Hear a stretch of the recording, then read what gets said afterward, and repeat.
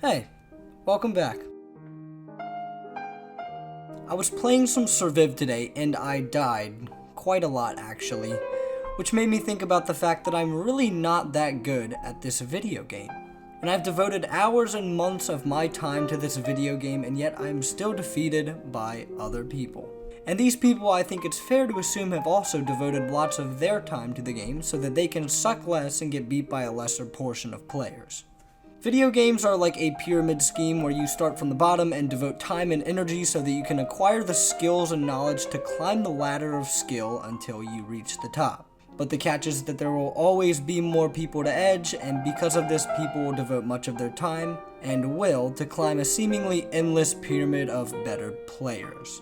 But eventually, with enough devotion, persistence, time, and energy, you will reach the top of the pyramid and conquer the game, the community, and will ultimately reach the end goal. Except in 99% of cases where there's always going to be someone better than you.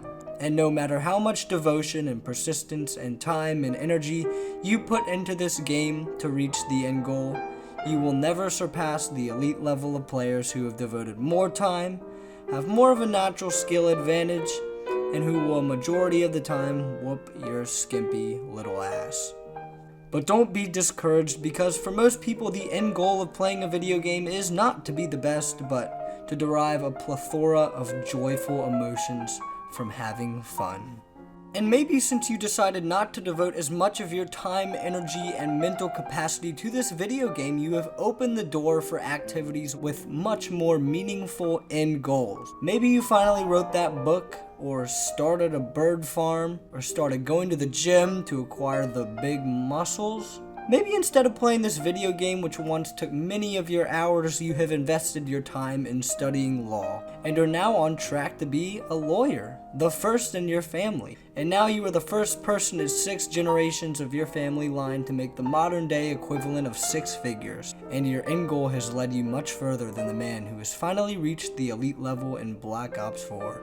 I am and always will be fascinated by the few people of the world who are the best in their field, the gamers, the best athletes, the smartest individuals of our society.